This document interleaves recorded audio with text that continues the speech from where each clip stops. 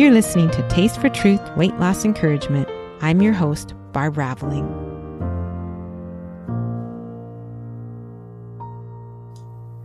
Hello, everyone. Welcome to the podcast. It's so good to have all of you here. I hope you're enjoying the nice warm weather and getting outside. I wanted to let you know that this will be the last podcast episode before the summer. I'm going to take the summer off of the Taste for Truth podcast, but I will be still putting out episodes in the Christian Habits podcast once a month. So you can go over there, see those episodes. I'll also try to get out a couple of videos on breaking free from the control of food. So if you go to my YouTube channel, you can subscribe there. I think you might have to sign up for notifications to find out about them. But I will try to put some videos up there this summer for you guys. And you know what I wanted to do is give you a challenge for this summer. You may have noticed that the last few episodes and also today's episode have all been on the renewing of the mind. And I encourage you this summer to really try a renewing of the mind project in the area of your eating. My best advice would be to do either the Freedom from Emotional Eating Bible study or Taste for Truth Bible study in the morning. And if those lessons are too long, just do a half a lesson. And then around noon, and again, sometime in the late afternoon between 3 and 5, renew your mind by either doing a set of I deserve a donut questions, preferably in writing, or an exercise from my new book, Say Goodbye to Emotional Eating. There's 100 exercises in there you can use to renew your mind, or just truth journal. If you do that, I bet you anything you will be following your boundaries before long. And I know it's hard to get yourself to do that. We're going to talk about some lies that keep you from doing that in today's podcast episode. If you have an accountability partner, or try and get a friend that will also agree to renew their mind, do a Bible study, hold yourself accountable, or better yet, even get a small group of people together to do a Bible study and commit to renewing. And I would be so excited to see what would happen if you make that commitment. I know in my own life, I don't think I could have broken free if I hadn't said, I am going to renew my mind every single time I break my boundaries. And I think even maybe before I break my boundaries, that was certainly what I wanted to do, even though I couldn't always make myself do it. And then one last thing, I'm sorry to say that the I Deserve a Donut app is not working on new Android phones, but I wanted to let you know we are working on that. I hired somebody to look into getting a programmer. Apps are really complicated. They're expensive to make. And I can't remember who made that app in the first place. I wish I were more organized, but unfortunately I'm not. So anyway, we're working on that, but that could be months out. Okay, let's get to today's podcast episode. Hello, everyone, and welcome to the podcast. It's so great to have all of you here. And I am excited today to have Tanya on the podcast with me. Welcome to the podcast, Tanya. Thank you so much, Barb. Okay, wonderful. This is a coaching interview, so we'll see in a minute what Tanya wants to talk about. But why don't you tell us a little bit about yourself for starters, Tanya? Okay, so I am a stay-at-home mom. My son is 1, and we're actually pregnant with number 2. So it's very exciting. I met my husband in 2019, and we got married in 2020. So wow. Not very long. Yeah, during COVID. Very long. Yes, during COVID. So not very many people got to know him. It was really kind of interesting, but I bet. Yeah. And so before I decided to stay home with my son, I worked in preschool ministry for 10 years and got my Master of Arts in Christian Education. And so I was loving doing that, but I've always had the dream to stay home and be a stay-at-home mom. So I'm very excited and blessed to be able to be living that life. Oh yeah, that's great. Yeah. I was a stay-at-home mom too. It's me. Yeah. A lot of rewards there. Okay, why don't you tell us a little bit about your weight loss history? Okay, so when I think about it, I really think I've been an emotional eater since I was probably like 10 or 12, but I was very active in school. I was on dance and soccer and just really active, so I didn't have weight issues until really after college when I stopped being as active and started working. And so I was actually a missionary in Japan after college for about 3 years. Wow. From 2007 to 2010. Yeah, that was a lot of fun. And it's you walk everywhere. And so I was still kind of active. So when I came home from that in about 2010, 2011 is when I really started to put on weight. I think I gained about 40 pounds in 5 months. Oh, And wow. yeah, and I tried What every, change that had you gained that in 5 months when you weren't ever struggling with it before? I think talking to an integrative doctor, I think it had a lot to do with my adrenals and then my thyroid that the weight came on that fast. Wow. Just the stress of being back home, returning from the mission field. My grandmother died in 2011 pretty suddenly. And so I think just the stress of all that caused the quick weight gain because it was a lot. But during that time, I tried Weight Watchers and Jenny Craig and all those diets, and I would lose weight for the first 2 weeks or so, and then gain more. And over the years, so since then, that's 10 years ago, I've tried different diets. I've tried paleo and a little bit of keto. I even tried the HCG diet. I don't know if you've heard of that. I did that with my doctor. I lost about 50 pounds, Oh, wow. but in time gained that back. And so just kind of tried every diet and nothing is sticking. And so I actually read your Freedom from Emotional Eating Bible study last summer. And so then it kind of clicked, like there was more of a spiritual issue. Like I knew God was always a part of it, but not as connected as I see that it is now. And so then that's just kind of where I am, where my struggle is. I'm currently doing Trim Healthy Mama. Okay. And I've been doing that since about 2020, I think, is when I really kind of started kicking that into gear. And I've seen weight loss and then gain. I'll lose about 15 pounds and gain it back. So just a lot of up and down with my weight. And so just trying to kind of find that missing piece. And I know renewing my mind is part of that, but I really am struggling to commit to it. Okay. And, yeah. So how would you describe the missing piece? I just feel like nothing else is nothing. I can't control my eating. I just lack that self-control. So like I said, I'll do good for a couple weeks and then something will happen. I'll get stressed or have a fight with my husband or whatever. Something at work, would be really crazy. My son won't nap, whatever it is. And then I'll just kind of fall off for a couple days. And so it's just that, like, I really struggle to kind of get control and maintain what I know I need to do. Okay. So the missing piece sounds like a piece that would make you follow your plan. Yes. Okay. Yes. And then all the things you just mentioned that get you off your plan, most of them are emotional eating sorts of things. So right. your marriage, Yeah. your son, your stress or whatever. So, yes. So I guess here's the thing. If the missing piece is being able to follow the plan, and what sets you off of the plan, what keeps you from having that missing piece and follow the plan is hard things in life. Do you ever have much hope of getting over it since there are always hard things in life? Right. So, yeah. What would your answer? Do you think you can get over it if there's always going to be hard things in life and that's what sets you off course? I do with God. I think in my own strength, I've learned that I really lack that ability to control that. But I know God is bigger than what I can do. So, I mean, yes, there's always hope. I don't want to say there's no hope, but sometimes I feel like there's no hope, I guess. Well, that's the way I always used to feel. And how you're describing your life is exactly how I lived for, 25 years, 30 years, probably. Yeah. I mean, not every year, because some years were really easy and fun. Just like you've already had some easy, fun years. But I think the older you get, the more years are not, it's not 100% easy and fun. When you have kids, when you have a marriage, when you have a job, all those things are just natural stressors, even though they're all delightful things. Yes. Or can be anyway. Yeah. So something needs to change. So far, what have you been trying? So I have a health coach, actually, Sarah Truitt. You were on a group that we did.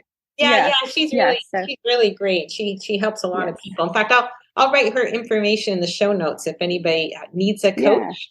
I'll have her contact information, so I know she's super helpful. Okay? Yes. So I have her. I've hired her.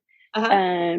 I have other groups like accountability groups, like that are other ladies that are doing True Healthy Mama. We get together on Marco Polo and send videos and encourage each other. And so those things help. And then, like I said, this summer I found your Bible study. And so I've been trying to get into the habit of truth journaling.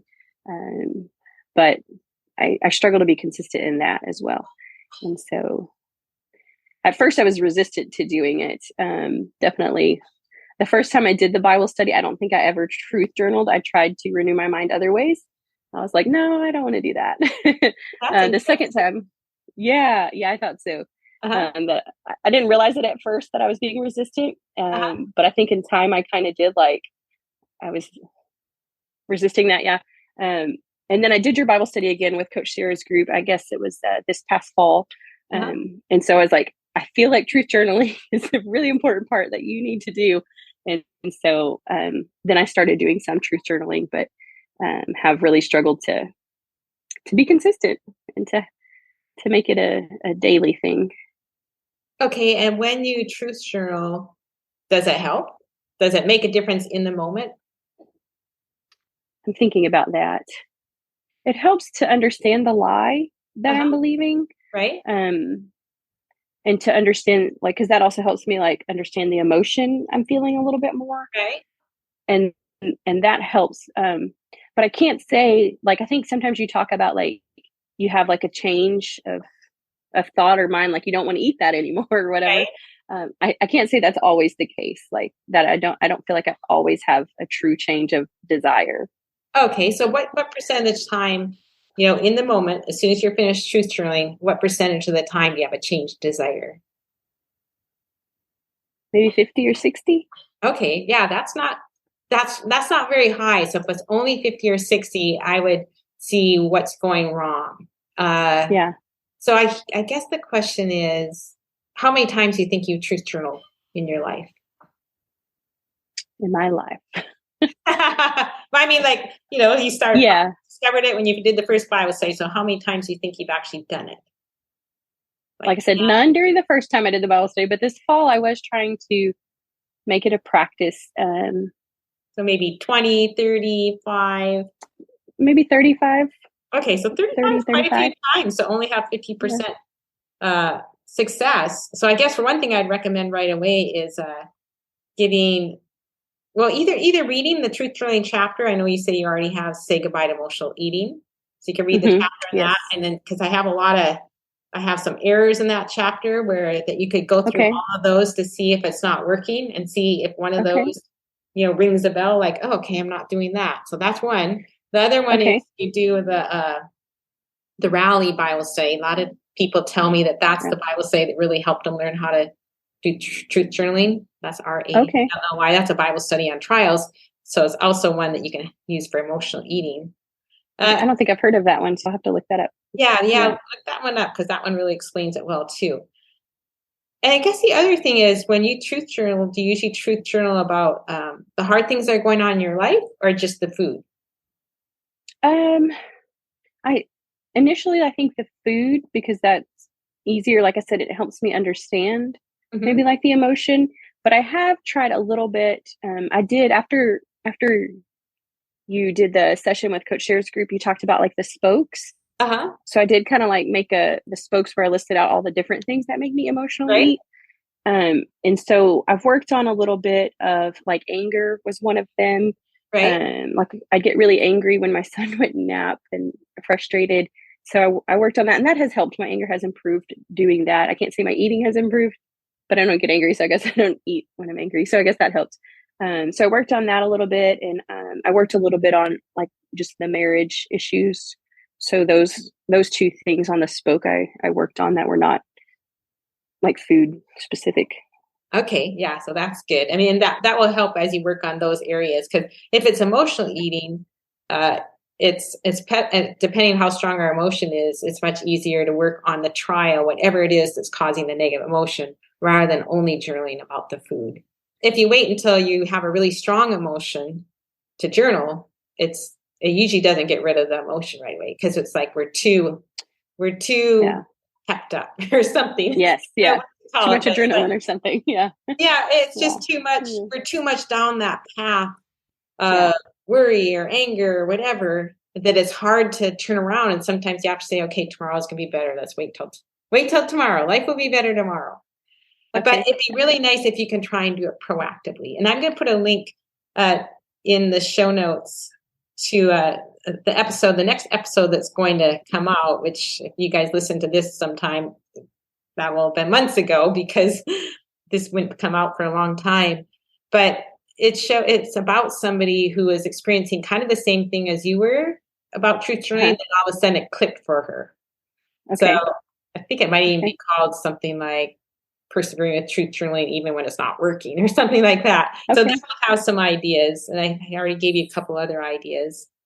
So let's keep moving on then. So I guess sorry, can I ask one question? So you're saying like truth journal the emotion like now, like go to that spoke and pick one of those emotions and start like now, even when I'm not feeling that emotion necessarily. Is that what you're saying? Yeah. First of all, let me just say for anybody listening what the spokes are. What I said, I can't remember what I said in that class, but maybe that, you write down maybe stress or something like that in the middle of the paper, and then put little lines out, kind of like a sunshine. And then you put the different areas of your life that are causing you stress or negative emotions. Yeah. Right. Yeah. So it might be work, it might be marriage, it might be, all these other things.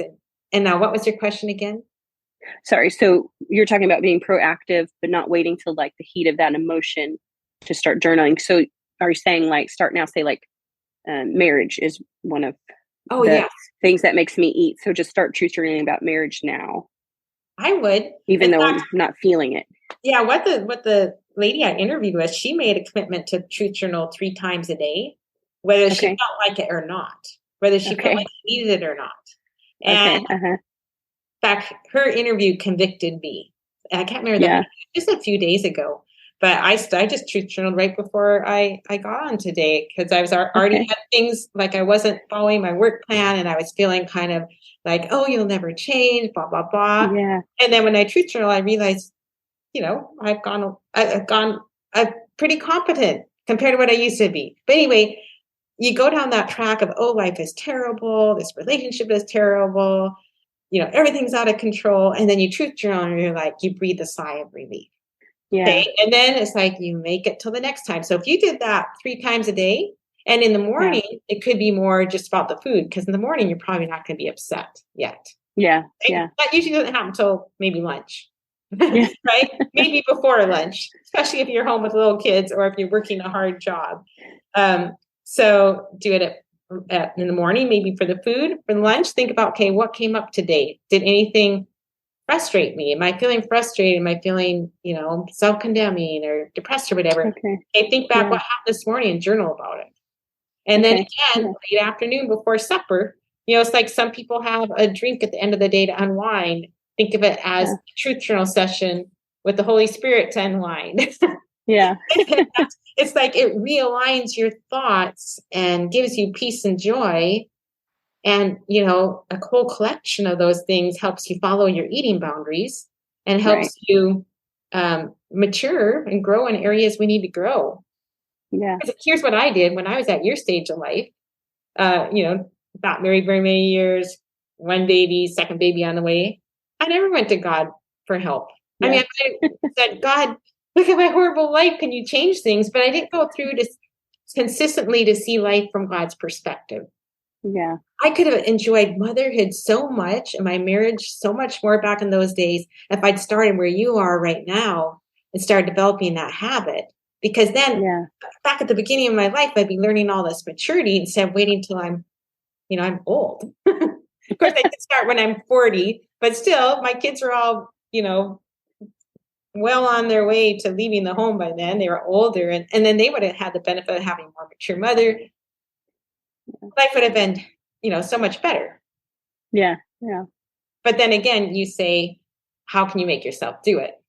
Yeah. So you have 2 problems. Your first problem is when you do it, it doesn't always help. And then, so you have to somehow learn the technique. And in fact, we could try doing it right now, do one here if you want, or, so we could do that. And then, so first you have to learn how to do it in a way that's going to work. And then the second one is you have to learn how to consistently develop a habit. Because what they say in time management is you should try and make goals that will, if you make that goal, it's going to make all the rest of your life easier. So we make goals, write a book or whatever. But a goal that makes your life easier might be, develop a meal planning system or, something that's going to kind of run the rest of your life and make life easier. So the renewing the mind is one of those goals that's going to run the rest of your life and make life easier. But just like any other goal, it's hard to make yourself do it. Yeah. Hard to get yourself started. So put all your effort into developing that goal and being consistent with it, that habit, because it's a habit goal. Yeah. And then it will help with all the other areas of your life.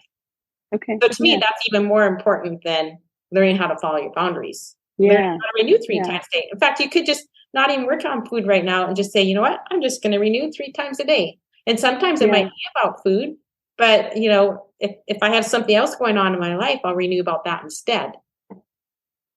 I think that's a good idea to kind of to focus on that. Like you said, maybe just put the food focus aside for a bit and really just focus on the renewing goal or habit. I think that would be a good idea because then you'd see the success of it, and it's easier to see success in other areas of your life. Just because food is so complicated, and so is procrastination, super complicated. And so then you believe in the process more, because I think you need to believe in the process in order to follow through with doing it as much as you need to. And eating is like breaking an addiction. Yes. I mean, that's a point of argument. Can you be addicted or not? But whether you can or not, it is like breaking an addiction because it's you can't control it. You can't stop yourself. And that's what addiction is, right? You can't stop yourself. So for eating, you have to renew your mind way more to break free from the habit. Whereas with other things like a relationship or something, it's a little bit easier. It's not like, I don't know. It's not like a stronghold, if that makes sense. Absolutely. Yes. Yeah. Yes. So should we try doing a renewing exercise? And okay. So what would you want to truth journal about? I mean, we could truth journal about, not feeling like renewing, because that'd be something you can renew. You could truth journal about renewing. Or if there's something else going on in your life, what do you think you'd like to do? I think we can truth journal about renewing. Yeah. Okay. I think that'd be helpful. Yeah. Okay. And there's 2 different methods. In some ways, I think the list method's easier to learn rather than the spill it out method. So let's try it with that first. Okay, so let's say you're gonna make a commitment: renew in the morning, lunch, and 4 or 5 o'clock, or when your husband gets home. I don't know if your husband works outside the home. He does. Yeah. It'd be nice if he could. It'd be nice if you could plan one of them at night when he's home, so that you every night he watched your little kid for 15 minutes while you went someplace else and shut the door and renewed your mind. Because that'd be something you'd look forward to at night. You get all alone time, which is kind of for a stay-at-home mom to have some time to yourself. That's a pretty huge reward. So that might make you do it at night. If you know you get your little free time, you get your cup of tea, you make a really fun experience. Okay. But let's just say it's lunchtime, you're going to hang up and you're supposed to renew. Okay. What would be the emotion that would be in your mind? Fear, number 1. Oh, that's interesting. Okay. What else? I guess that's apprehension's kind of the same thing. Like, is it going to work? Can I do this? Dread or just fear? I don't know that I feel dread. I think it's just like the apprehension that it's not going to work. Okay, so let's write down. It's not going to work. Okay, so we're going to write down it's not going to work right now, because the question is, the next thing we do with this method of truth journaling, we say, what am I believing that's causing that fear? So, because for me, I wouldn't experience fear. So I also don't always want to renew my mind. But for me, it'd be like, I don't know, it might be dread, or what else would it be? I don't know. But see, so anyway, it's different for different people. I can see sometimes where it's dread, like I just don't want to do it. Yeah, okay. I don't want to take the time. Like, that's not maybe at this moment, but I know before it's been like, oh, I just don't feel like doing that.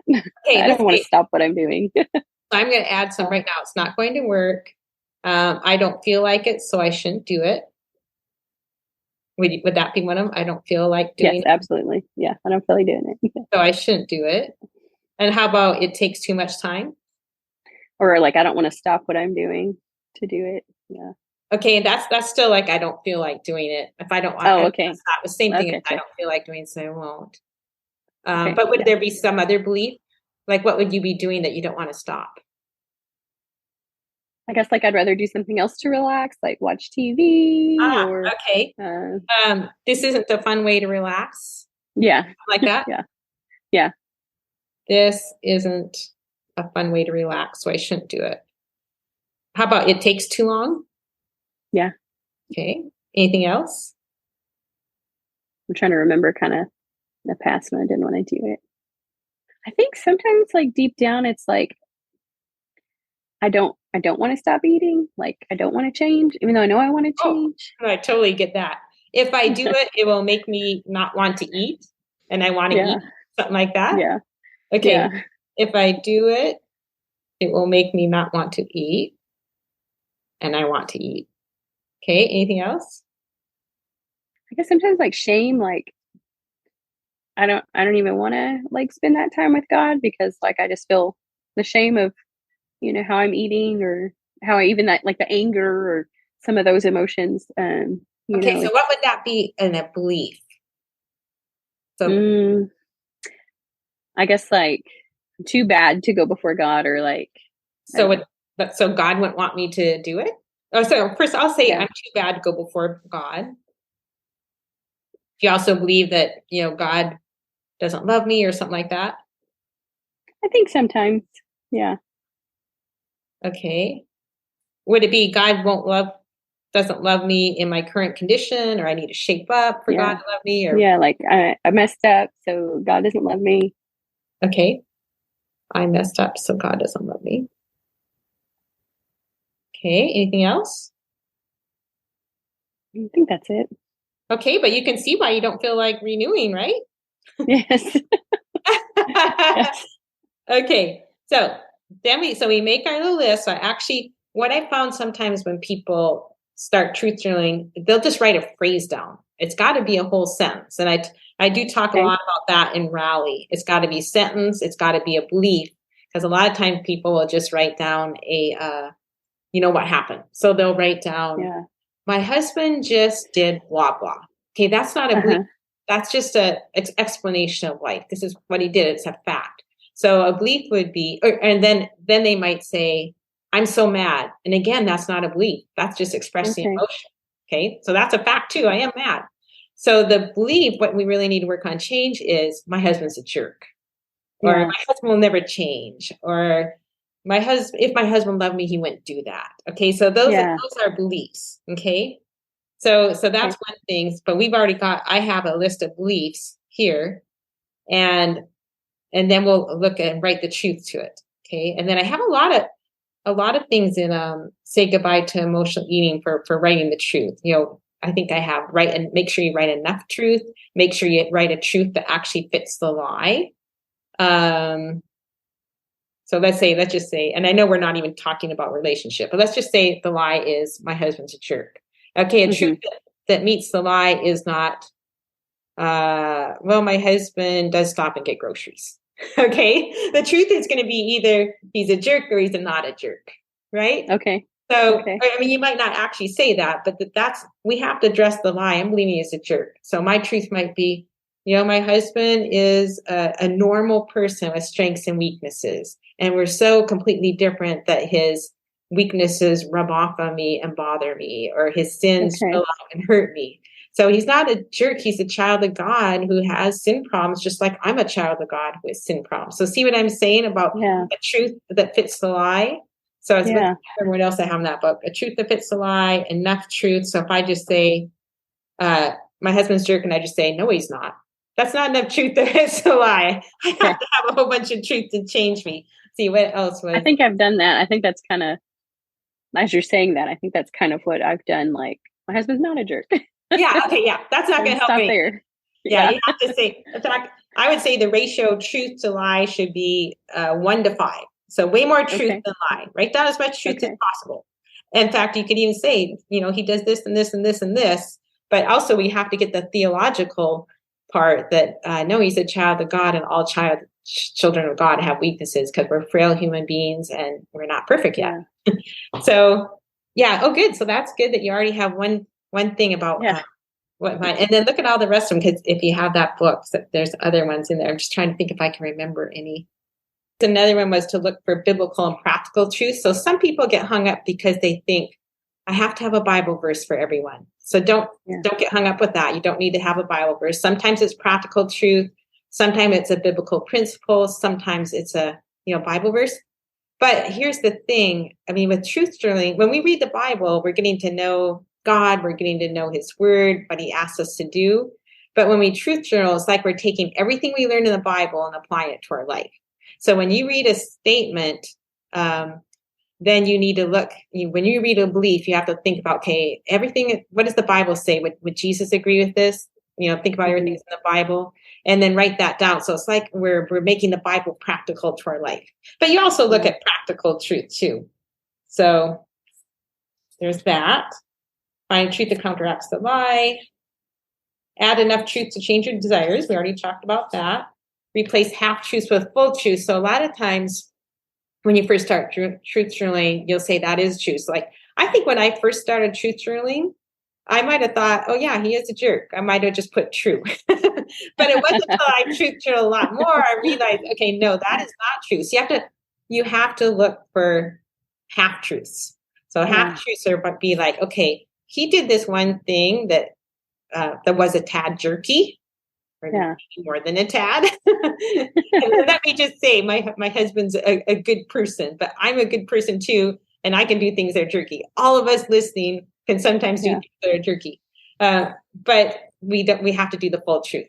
So that doesn't mean I'm 100% bad, right? If I did something, be on the lookout for I should, and that would be terrible. Okay, so we had that one of those in your list because we think, oh, I just don't feel like doing it.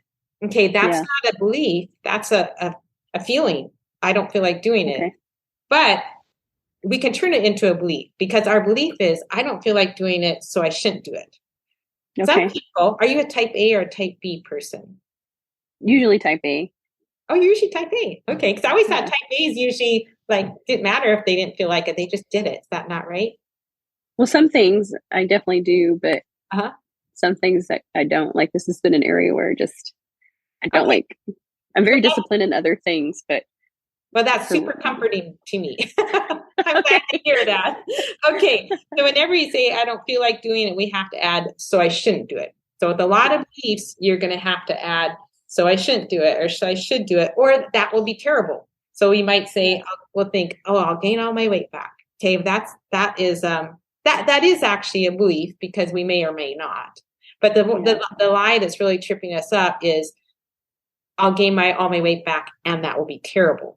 Okay, so the truth is, biblically, no, it's not terrible. It's just it's just life. It's just you have to accept that's a possibility, but God can help us change. It won't be the end of the world. There's so many things worse than gaining our weight back.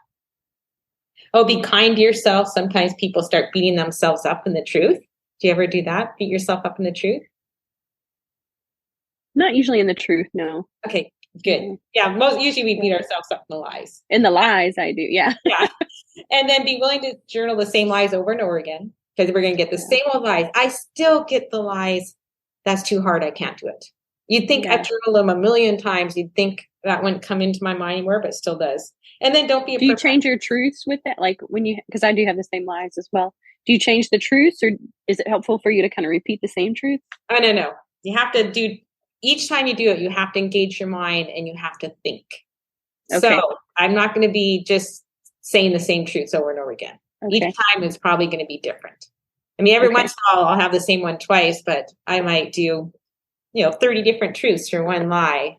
And then, some of them might be similar, but no, it'll be, God will reveal new truth, and sometimes you'll just think it differently. But the bottom line is, you don't want to just regurgitate. The idea is to engage your mind so it will change. Okay. So, I mean, you can meditate on truth sometime. Like, say, if we're meditating on a Bible verse, that's a good thing. Even though we're meditating on the same Bible verse all the time, we can use that as a weapon. But that's different than just like seeing like, oh, that's that lie. This is what I always put down for that lie, and then write it down. That's not going to do anything. Yeah. Yeah. Okay. Okay. Yeah. So, yeah. You're gonna get super, super sick of the same old lies. I know I do. Okay. So now let's go back to our lies for when we don't want to renew our mind. Okay. Number one, it's not going to work. What's the truth to that? I have the hardest time with truth. I'm not gonna lie. Like sometimes I go back to your book to get the truth. You get it? Okay. Oh, yes. That's funny. Okay. And that's okay that you have a hard time with truth, because that's another thing you get better at. It's just like if you were going to go learn how to be an Olympic ice skater, you might say at the beginning, I have a hard time with quadruple Lutzes. Well, you're going to get better at it, right? Okay. Okay. I guess I feel like I'm doing it wrong. So that's okay, but this will be a practice. That's where my type A comes in. Oh, and if anybody's listening, why don't you guys turn it off if you can? If you're listening and you're at a some place where you can turn it off without crashing or something, turn it off and see what you would say, and then we'll both give what we would say. So see what you would say first, and then listen to Tanya, and then see what I'd say. Okay, it's not going to work. I guess the truth is, it's not going to work if I don't do it. That's good. But if I keep practicing, then I will get better at believing the truths, and it will work. I trust that God will change me, and his scripture says you will be renewed, or you will be transformed by the renewing of your mind. Oh, that's perfect. That was a beautiful truth. I mean, that you didn't disobey any of the rules. But remember, if you're listening to this, don't be a perfectionist. So really, I only wrote those things in that book to go refer to if you're having problems and it's not working. So you don't want to be a perfectionist. Yeah. And I would say what you said is perfectly well. I wouldn't even have to add another one, but just for, funds, I'll add another one. And then you can also see how it could be different from time to time. I'd put, it's not going to work easily. It's not going to work super quick. I'm going to have to keep doing it over and over again until I'm sick to death of doing it. But it is going to work. If I keep renewing my mind, the Bible does say I can be transformed by the renewing of the mind. So I just need to keep doing it. And I might need to get an accountability partner to help me, because I can't make myself do it. So even things like that might come out as you write the truth. Yeah. Okay. Number two, I don't feel like doing it, so I shouldn't do it. What's the truth of that? There are a lot of things that I don't want to do that I have to do. So just because I don't want to do it doesn't mean I shouldn't. I know that when I renew my mind, I am growing in my relationship with the Lord. I am growing in my faith, and that is reason enough to do it, even when I don't feel like it. Good. You're so good. I don't even feel like I have to do any other ones, because to me, it seems like you're very natural at it. At least you did great. Those are great. Okay. Your tips helped for sure, but I do get like kind of perfectionist, like, oh, I have to say the right thing. So like I said, I go back to your book and like, okay, what truths did she write? And so I do kind of get in that. Okay. I get stuck in that. Here's a way you can get over that being perfectionist. Because remember, I said I would do it maybe, 50 different ways for one lie. So if you're doing it 50 different ways, there is no perfect way. It's better to be creative. You need to still answer the truth, give enough truth.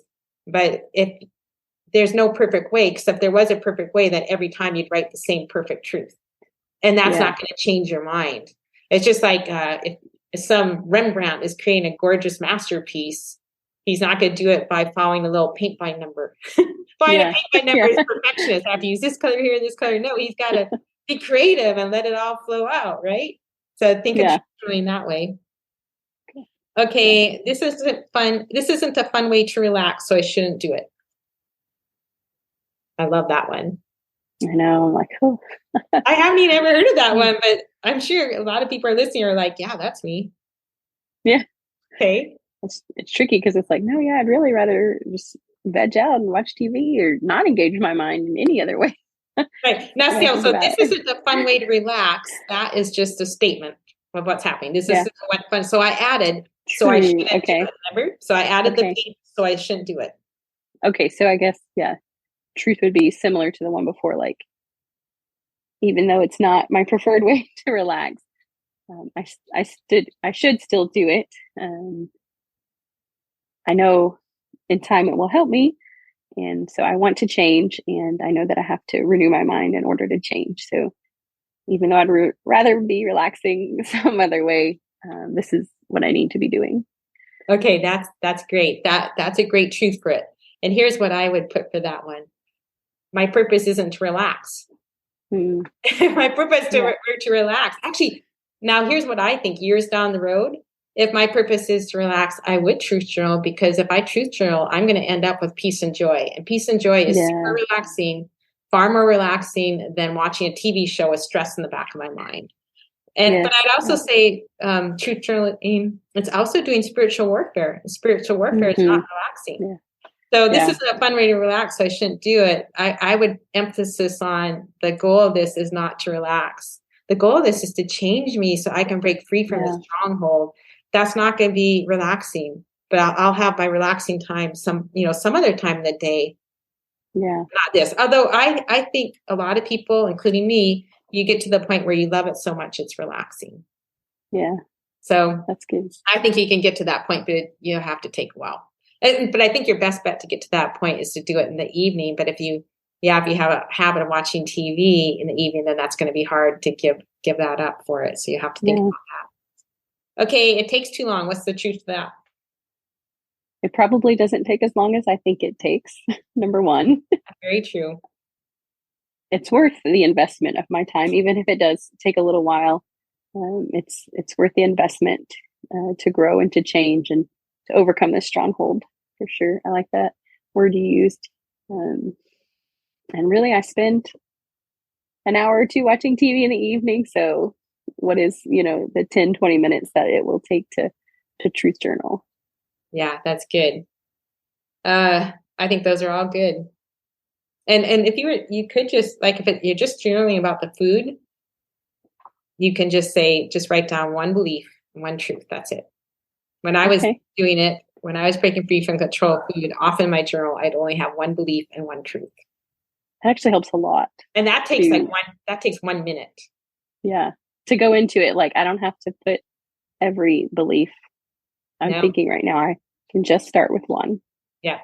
Yeah. It's like when you exercise, it's like, let me just do 5 minutes or 10 minutes. And well, yeah, I guess that's an interesting thing, because I think part of my problem with time management during the day is I don't have an ending point. So sometimes I feel like all day I need to be working. That makes me not want to work, right? Because I'm more of a person who doesn't enjoy work, enjoys fun stuff. So if you're expecting that, I have to do this really long truth journal session, or sometimes people apply the same principle to having a quiet time in the morning, you're not going to. Right. It's like a burden. Yeah. It's best for whenever you're developing a habit, start small. Yeah. Make it easier. Okay. The next belief was, if I do it, it will make me not want to eat, and I want to eat. What's the truth of that? The truth is, it will make me not want to eat. But the other truth is, deep down, I don't want to eat. In my flesh, I want to eat. But I do want to change my health. I do want to overcome, this stronghold that emotional eating is in my life. Those are the deeper truths, I guess. So, yes, I want to eat, but more than that, I want to change and be healthy. That's good. And then another just practical thing for that one is, if you're really, having that craving, just wait and truth journal after you eat. I did not have enough self-control back in the early days to truth journal before I ate, because I knew it was going to make me not want to, and I wanted to eat. Yeah. So I'd eat, and then right afterwards, I'd truth journal. Okay. It's still putting the truth into your system, whether you do it before you eat or after you eat. So you kind of said, like, I still want to eat, so I'm going to eat this and then truth journal. Yep. Is that like you would kind of tell yourself, okay? I did that on purpose, because otherwise I wouldn't make myself truth journal, because I really wanted to eat. Yeah. So it's better to eat and then truth journal than not to truth journal at all, because you're still going to eat, right? You're still going to eat. Yeah. If you truth journal before, there's a good chance you're not going to want to eat. And so other times I would say, okay, I'm just going to truth journal. And if I still feel like eating after I truth journal, I get to eat. Okay. Without guilt. And then did you truth journal again or no? No. I just, the thing was, I'm just going to truth journal before. If I still feel like it, I get to eat. Okay. 9 times out of 10, I didn't feel like it anymore. Yeah. Okay. I'm too bad to go before God and I don't know. I can't read my own writing. I'm too bad to go before God and get help, probably. What's the truth of that? I'm never too bad to go before God. God loves me as I am, no matter what I've done or what I've thought or what emotions have erupted. God loves me. He's a loving God, so His grace is sufficient for me. Yeah, that's good. So, I mean, Jesus, he, I'm too bad to go before God and get help. He died for us because he knew we were too bad. We're saved by faith. And we're saved by, grace through faith, not by works, lest any man should boast. So I'm not too bad to go before God and get help. If I were, then nobody would be able to get help, because it's not like there's a whole lineup of people on the earth where the one on the right is like almost perfect, the one on the left is terrible. And Tanya, you're someplace in the middle where you just missed the cutoff line to be too good to go to God for help, right? Too bad to go to God for help. So there's no cutoff point. Anybody on that line can go to him for help. And then there's that verse in Hebrews, he was tempted like us, so we can go before his throne to get help. So there's so many Bible verses that go against that one. Okay, I messed up, so God doesn't love me. What's the truth of that? And that's not true. God always loves me. Even while I was still a sinner, Christ died for me and loved me. Right, and that would be, now not everybody believes that. Those last two, of course, all of them, not everybody believes. But if you're listening and you're believing one of those, God doesn't love me, I have to be perfect, I would look back to your childhood or maybe early church experiences to see if you learned some lies there. Because I actually didn't ever believe those two lies. But and that is part of my past. So feeling unloved. So that is something I've struggled through and had some counseling and done some healing prayer and things, but still those lies, like you said, some lies just keep popping up. Right. Okay. So so that'd be something you could go back to and think about moments in your life when you learned those lies, moments in your life when you experienced that. I've done that before, and I'd truth journal about that situation. And man, that's so freeing. Truth journal in the past, super freeing in the present. So that'd be good for that one. So how do you feel about truth journaling now? Do you have the desire to do it, or not truth journaling? Well, how do you feel about taking the time to truth journal after you went through those things that changed your desires, and you actually feel like doing it right now in the moment? I really do, because there were just a few of those key things that I don't have to, I can just do one lie, one belief, and I don't have to have the perfect truth. And there were just several things that really helped after doing that. It's like, okay, I can do this. Oh, that's good. And now see, in a way, truth journaling is kind of like one of those key habits. So if you're going to say, okay, I'm going to renew my mind 3 times a day, and you don't feel like renewing, just do what we just did. Truth journal about truth journaling, but that's all you have to do. You don't have to do anymore, because the guideline is you only have to do it once. So you could just say, I don't feel like it, so I'm not going to do it. Or, write down 2 of those beliefs, write the truth for 2 beliefs, and then go on your merry way. You don't have to renew about the relationship, the food, or anything like that, because you checked off your little commitment to renew. Yeah. That makes sense? Yeah. And do that all along at the beginning, and then that will help you actually want to do it for other things later. Does that make sense? Absolutely. Yeah, absolutely. Yeah. That was very helpful. Yeah. Good. Okay. Well, actually, I think we might have already gone a long time. I don't know how long it is, but what do you think is your biggest takeaways? I think, like I said, those tips, those keys of giving enough truth and making sure you give enough truth that it doesn't have to be, burdensome. Just start with one belief, right? And then just make that commitment and then accountability. I thought that was good too. Like, I need to find someone that can help me be accountable to truth journaling 3 times a day, and to let go of just the food for now. Like kind of focus just on renewing my mind and let go of like trying to be perfect with my eating. Oh yeah, that's good. I think those are my biggest takeaways. Yeah. Good. So I hope whoever's listening, you guys think about that too. Who could help you be accountable to developing the habit? Really helpful in the beginning to have somebody help hold you accountable.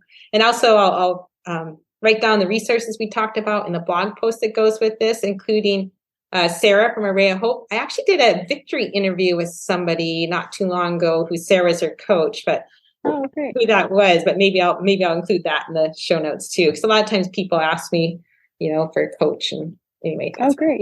Yeah. She's a good coach. Yeah. Okie dokie.